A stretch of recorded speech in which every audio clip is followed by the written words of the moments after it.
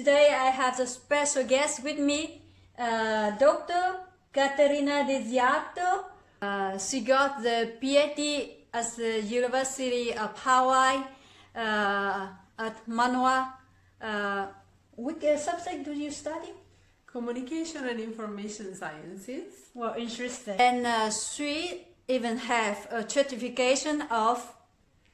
I did the 40 hours course by the World Health Organization for breastfeeding peer counseling. So there is women who are trained to help each other in the breastfeeding process. Interesting. Yeah, and the World Health Organization is organizing these courses everywhere in the world because it's considered extremely important for the health of mothers and children. Yeah, of course, you did a good work. So today I'm going to talk about something very, very different from my normal videos, you know, something very interesting and very, very, I think for many people, sensitive subject. As you know that I'm a breastfeeding mom. Many of you already seen my video where I breastfeed my child. So I'm a breastfeeding mom, and I have been breastfeeding my child for 2 years and 6 months, and I'm going to do it too. And I'm not the only one, you know, many of my friends give breastfeeding for the child. You know, some people do that for 2 months, some do it for 6 months, and some for 1 year. But some of them give breastfeeding for 4.5 years. And Swiss is one of them. Many of you, especially people who never ever been a mother, when I think many of you will have the question, what is the convenience of being a breastfeeding? What is convenient? And I would like to hear from your experience. What's the convenience of breastfeeding? Well, the first thing, of course, is that it's completely free. You don't have to buy anything to breastfeed. It's already provided. With you. Absolutely free. You don't have to pay for that. So for sure, there is a lot of conveniency in breastfeeding. I have to say, although I've done it for 4.5 years, and personally I would have done it longer, we kind of stopped by accident. I can tell the story maybe later.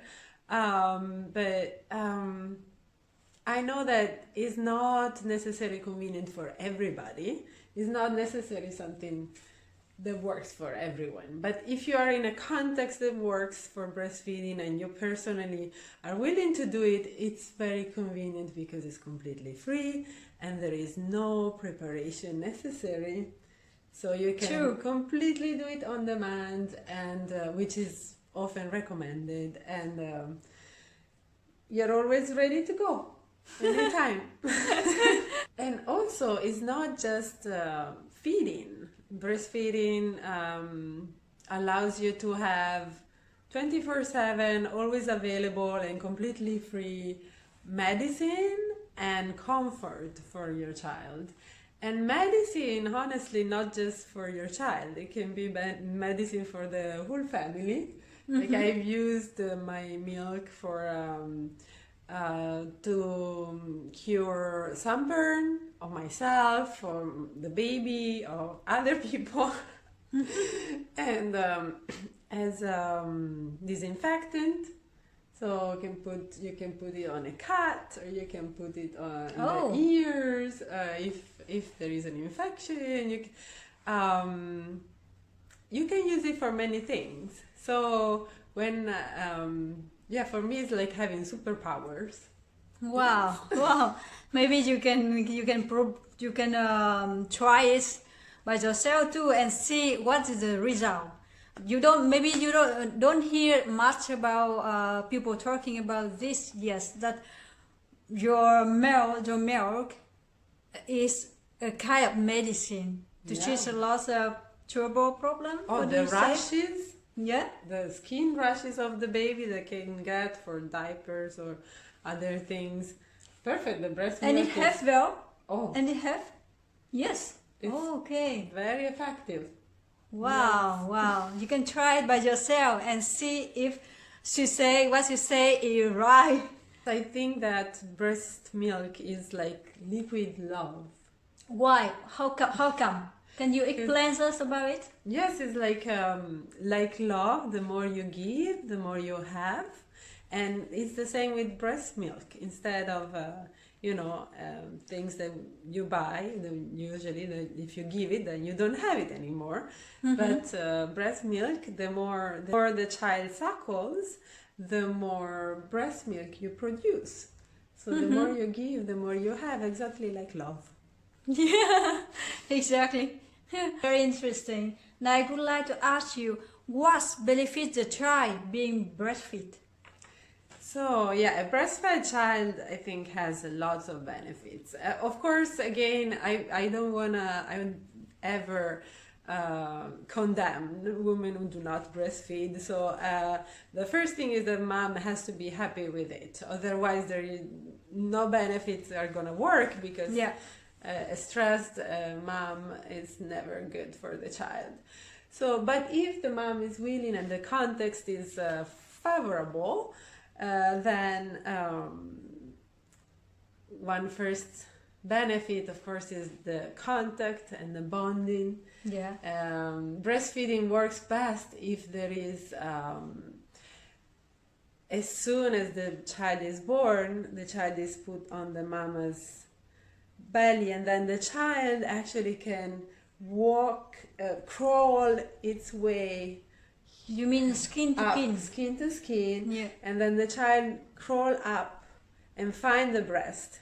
It's a process that can take 30-45 minutes, Yeah. but if the child has the skin to skin and find the breast and familiarize herself or himself with this new environment and find the breast and start suckling from the first moment, that's going to facilitate the breastfeeding process a lot. And this process of gradually, passing from the womb to the mother's body and allowing the child to find the breast, it's such a smoother transition from the inside the womb world to the outside world, and it facilitates a less traumatic birth. And a lot of people believe that I believe it too. A lot of studies seems to support that a less traumatic birth goes for a happier person later in life. Of course, there's so many other factors, Yes, but of course. it is a big one. Yeah. And I think one of the biggest one. yes, probably. Yeah. Yes. Then it's never too late for anybody, but it is a big one. Yeah. And so definitely if you breastfeed from the very beginning, there is this facilitation of this smoother transition into the outside of the womb world. Mm-hmm. But even if you're not breastfeeding, you can always have the skin to skin. It doesn't even have to be the mother, yes. just the primary caretaker. Yes. Ideally, the primary caretaker Yes. has skin to skin from the very first moment, and that's I remember my husband for the first 1 month of my child. Oh my God! He's complaining. We are talking too loud. Okay, my husband and my child did also skin to skins a lot of time. Luckily, we were born in the summer, so we can do it easily. yes. Skin to skins. Yes. And then, of course, other health benefits are pretty evident and quite obvious that breast milk is actually personalized. It's different, it changes any moment. The breast has receptors that analyze the child's saliva, and so the mama's body knows how the child is doing, if the child is sick, if the child needs more sugar or more fat, and breastfeed. Okay, guys, I stop one moment. I go to take care of my breastfeeding child. Be right back. Yes, and so the milk is produced with more fat or more sugar, or with certain boosters for the immune system that the child actually needs in that very moment. Mm-hmm. So it's medicine that is good for the immediate needs of the child, but also the benefits continue for the rest of the life of the person. Wow. Yes, because it gives a strong foundation for the immune system for the rest of their life, and nutrition that is personalized for the needs of the child, and that brings the foundation of, the body, the strength of the body of the child. Okay, guys, we are already talking a lot about the convenience of being breastfeed and what is benefit for the child being a breastfeeding child. So I think if you are pregnant and you are wondering if you want to give breastfeeding for your child, or maybe you can consider what is convenient to decide what you are going to do, what if you want to give breastfeeding for your child or not. Okay, how about doctor, how about the inconvenience of being a breastfeeding mom? Sure, there are definitely also inconveniences. Well, first of all, if for a mother it can be inconvenient to hold the baby or have the baby by the breast a lot, for some reason, there's many reasons why that can be inconvenient. You have to consider that in average, if you're breastfeeding a year, you are going to be doing that for as much as a full-time job, with 3 weeks holidays in a year. So that's how much of a commitment it is. It is the commitment of a full-time job. So personally, I didn't find that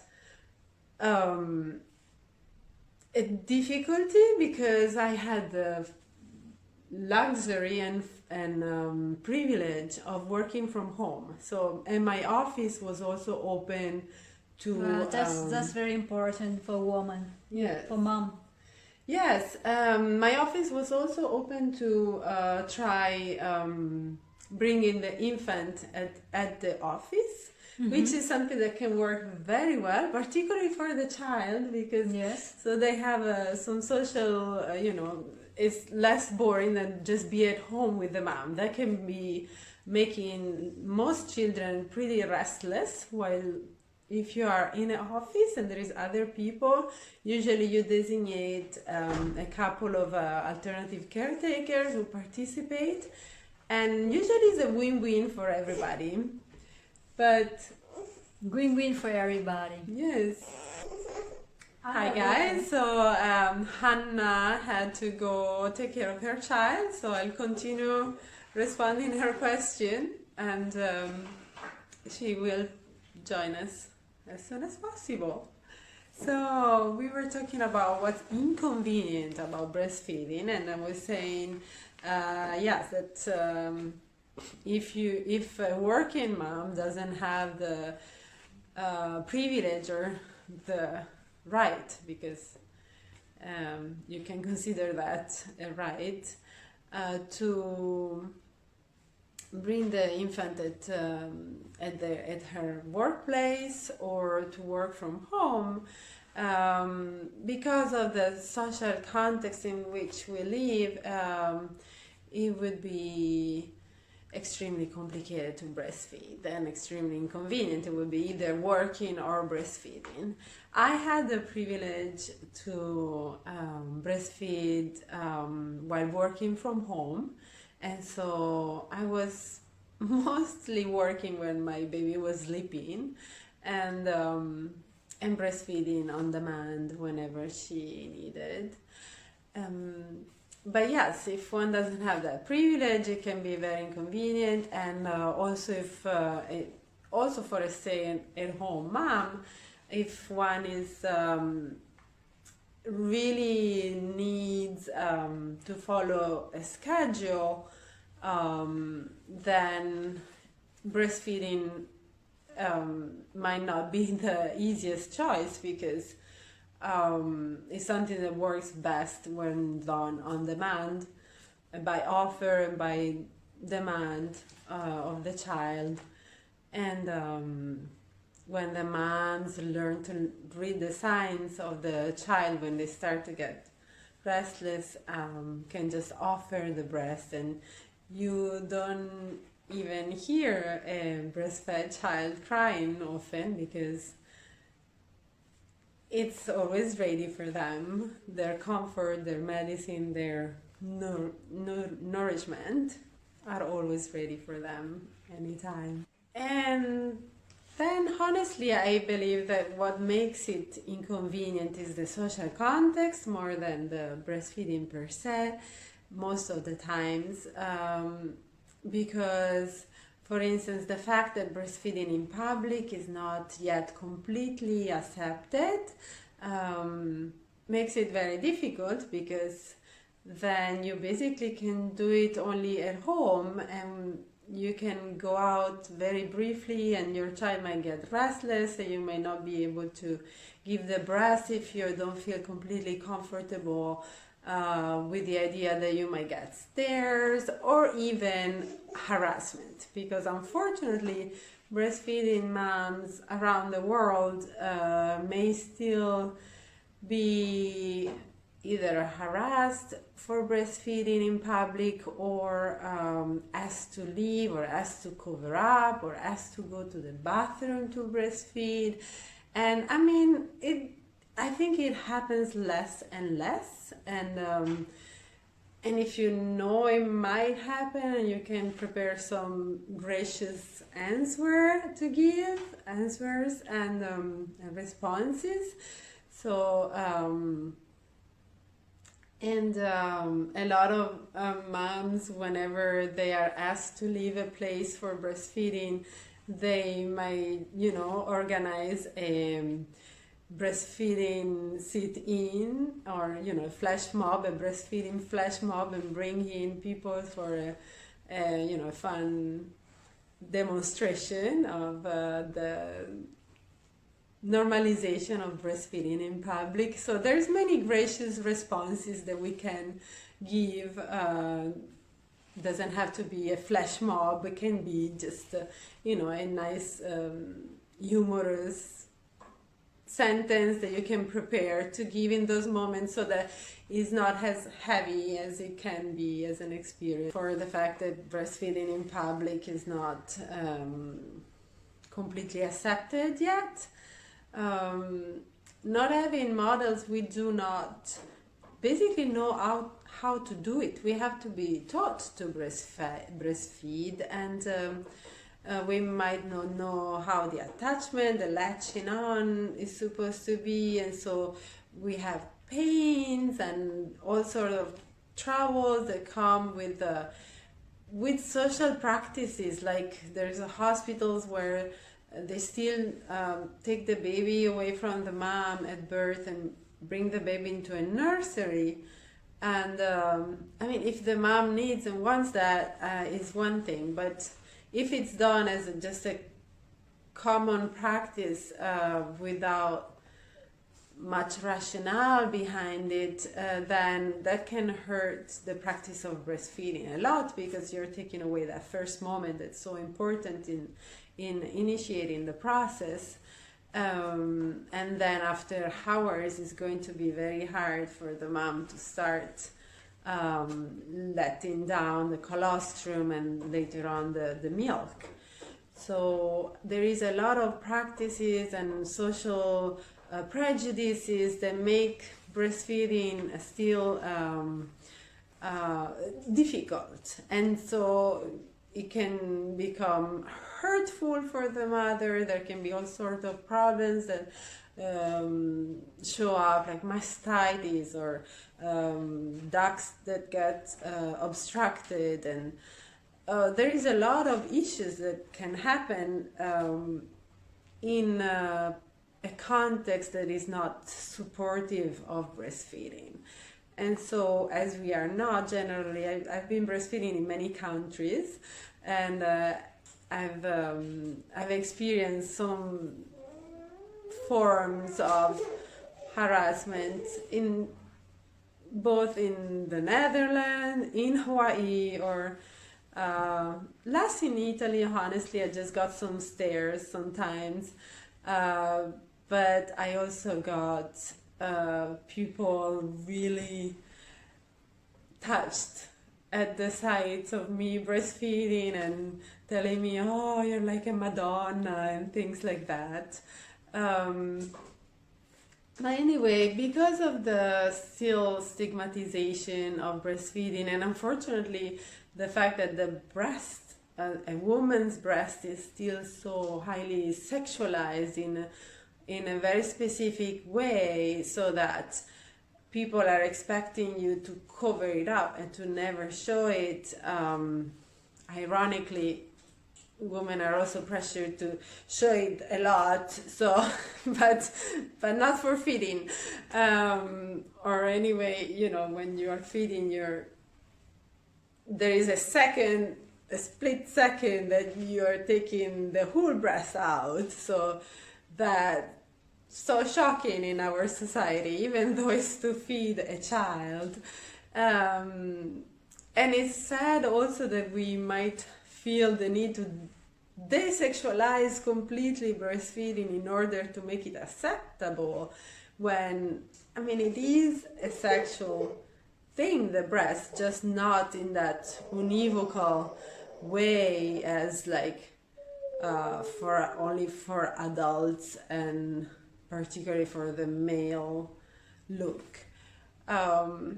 So there is so many social complexities that go into making breastfeeding inconvenient. But if one is willing to do it, having the support of other moms, getting to support groups, there is so many support groups online for breastfeeding mothers, and that can be so important in facing the difficulties and sharing experiences. There is many resources out there to respond to the difficulties and the inconveniences that are mostly created by social context. It's not so much in the breastfeeding act per se.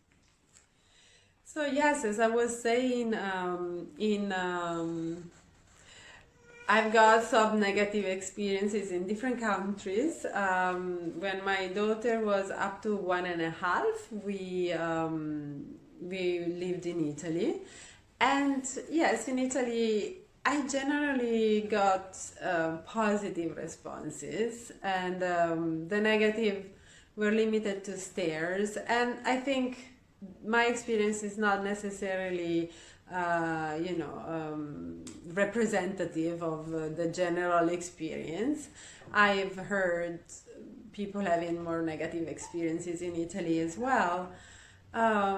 But I did get also lots of encouragement and compliments, and people being very admiring and honoring the act of breastfeeding. And yes, I was telling about once I was at an exhibition, and a man saw me getting in while breastfeeding, and he was in ecstasy, saying, "Oh, you're like a vision of the Madonna, of Mary breastfeeding Jesus."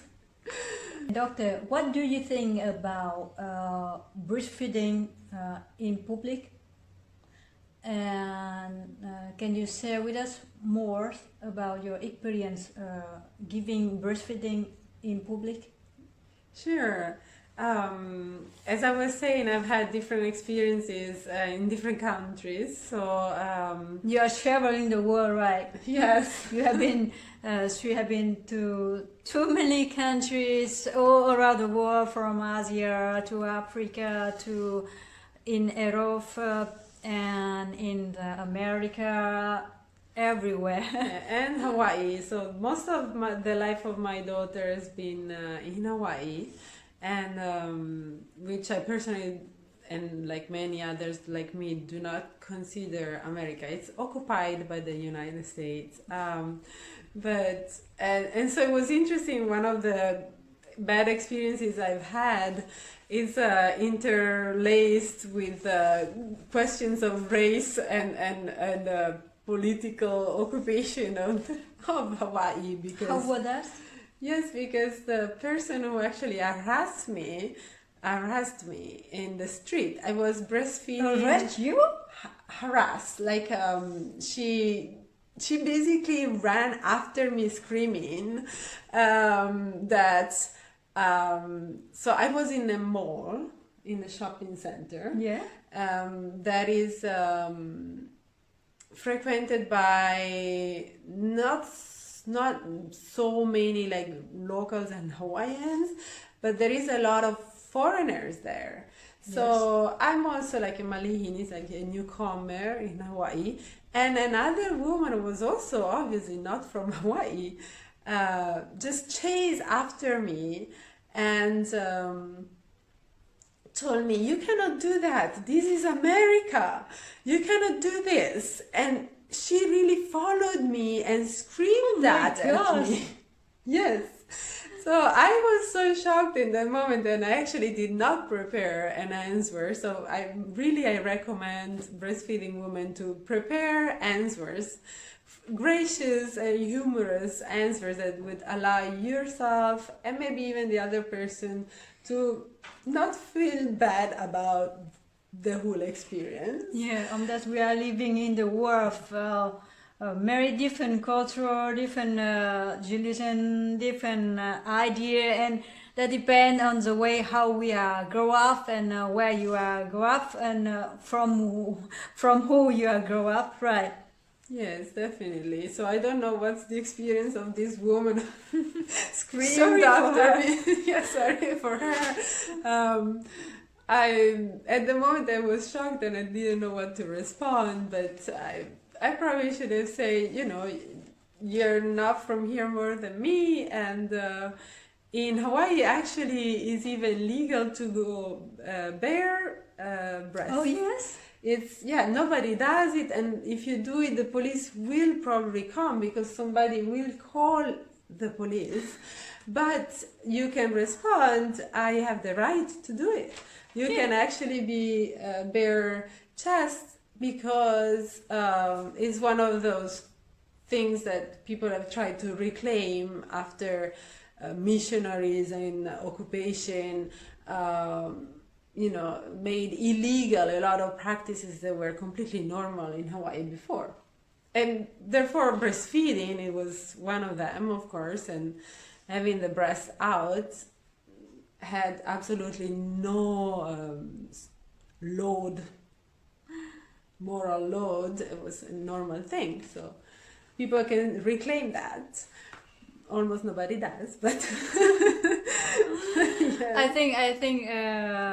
think deep in our heart, what we are dream more about, what we want, if it's not freedom, if it's not happiness, that's all we want. That's maybe you don't want to accept it, but that's all we want instantly in our head. Don't you think so? Yes. Living freely, freedom for everybody, and free and happy. That's will make the world much better place. Yeah, and indeed there is a big movement, Free the Nipple. You know, outdoor or on social media. It's very funny. Some people do, for instance, putting a male nipple, cutting a male nipple from a picture and pasting it on a woman's nipple, so it's legal. You can cut a male nipple, put it on a woman's breast, and then it's legal. Doctor, do you have an inconvenience experience here in Netherlands? Actually, I did. Oh, sorry. Yes. Actually, once I was at a party with you and my brother, and my brother got shocked that I took out my breast to breastfeed my daughter at the party in a circle with all his friends. It wasn't a big inconvenience, I was shocked and my brother was shocked. Oh, sorry to hear that. But it was before he had a child, so now he wouldn't be shocked. But at the moment, that's also one thing. We live in a society that is very segregated by age, and people with children and people without children. Another time was a little bit more negative. I was in a supermarket and I just breastfeed while I walk, and I used to have a sling all the time and just do things while I breastfeed. So I didn't even think about it, just do it. And somebody from the store asked me to leave because I was breastfeeding. And again, I just didn't expect it. One always think also the Netherlands as an open-minded place.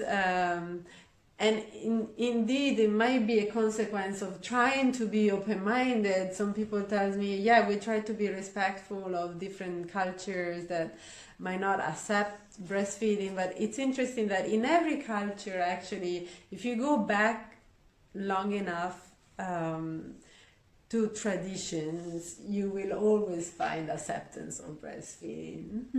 It's more like modern constructions where breastfeeding becomes sexualized, that because of the breast is so sexualized and there is so much of sexual taboos, then you have also this stigmatization of breastfeeding in public. But at that time, again, I didn't know what to say, but now if I had stayed longer in the Netherlands, I might have organized something like a flash mob outside the place just to normalize breastfeeding in public. Yeah, I also have the experience of breastfeeding in the public, but yeah, actually I don't saw the breast at all with the scarf. What do you say? A scarf? Yeah, with a scarf or something like that, or a jacket you can cover, and nobody see your breast at all. Yeah. When you are talking about breastfeeding, you think about showing the breast to everybody, but that isn't it?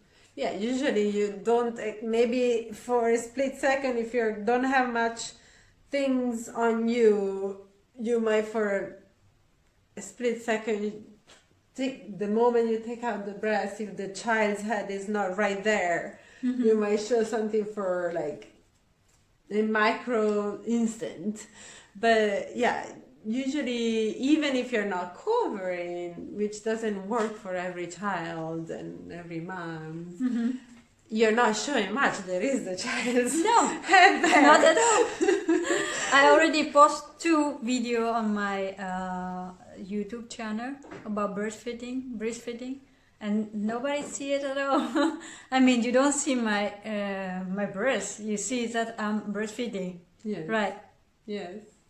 But anyway, if one feels more comfortable covering, there is a lot of like very comfy options, like the sling with the tail that you can just, and they are pretty, large, and the child doesn't suffocate under them.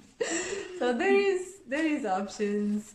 I'm myself very open to breastfeeding in the public. So it's not a problem for me, and I hope for more and more people will assess that is something very later. That is very later. We are girlfriends, the breast from the mother, right? Yes. That is later. That is nothing bad. It's very beautiful. I think it's very beautiful. And it is illegal or legal in the United States of giving breastfeeding in the public. Yes, so finally in the United States it became legal in every state. So there has been a long legal... Congratulations! Yes. There has been a long legal battle. to all the Americans mothers. Yes. But finally, yes, by law at least you can do it. And that's so important. Whenever somebody harasses you or asks you to leave or yeah, you have the right to say, yeah, you can say, well, it's legal and breastfeeding in public is protected by law. Super. So, I honestly don't know in other countries because I haven't followed the policies as much. So, but yeah, there's different policies also about the rights of a woman to pump the breast milk in the workplace if they cannot bring the child in the workplace. So, women have the right to either have extra time to pump or a space, a private space to do it. Yes, or making there is. Until now, the company is up to the companies to make policy to bring the infants in the workplace, and there is no like general policies about it. But yeah, hopefully there's work in progress on that because it really works very nicely to bring infants in a public social place like the workplace. It really increases the well-being of everybody involved. Do you think that all women can breastfeed? So, almost. It's extremely rare that a woman cannot breastfeed, and honestly, it's just in the case that there has been some operation or accident that has cut the ducts of the milk in the breast, and only that case there's no possibility to breastfeed. And usually women can breastfeed under all other circumstances, and for what concerns like diseases, there might be some cases that breastfeeding is not recommended, but most cases breastfeeding is always the most recommended thing. Good news.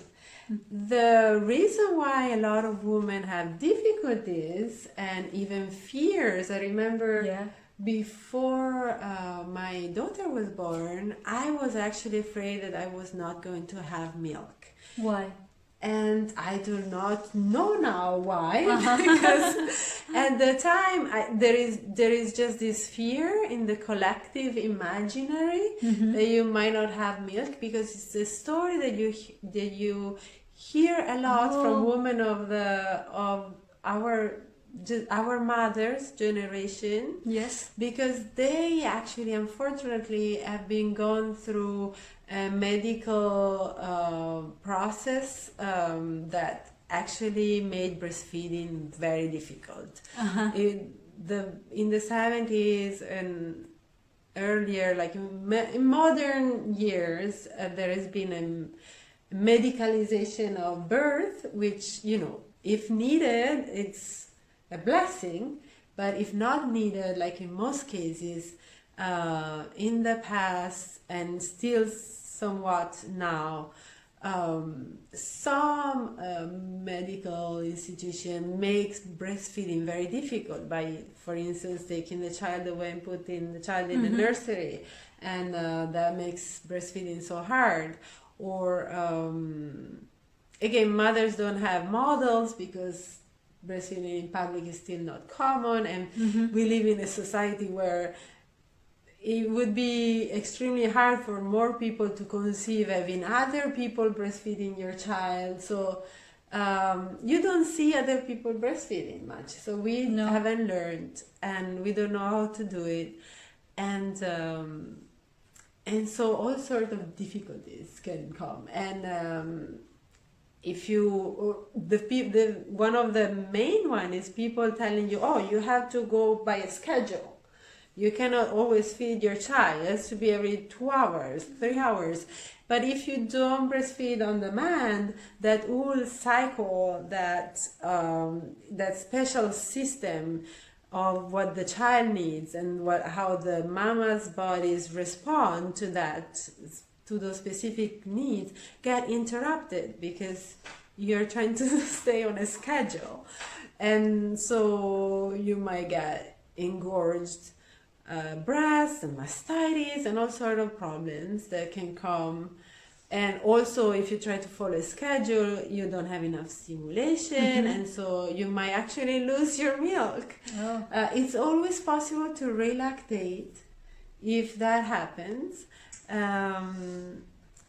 But it takes some commitment, but it's always possible. And if there is all those problems, everything is possible. Yes, there is like, you know, lactation consultants and mamas groups, peer counselors who can, you know, help out. There's actually very simple solutions to the most common problems that come sometimes with breastfeeding. Like, yes, like there is some tricks that people can learn with that are not as, you know, painful.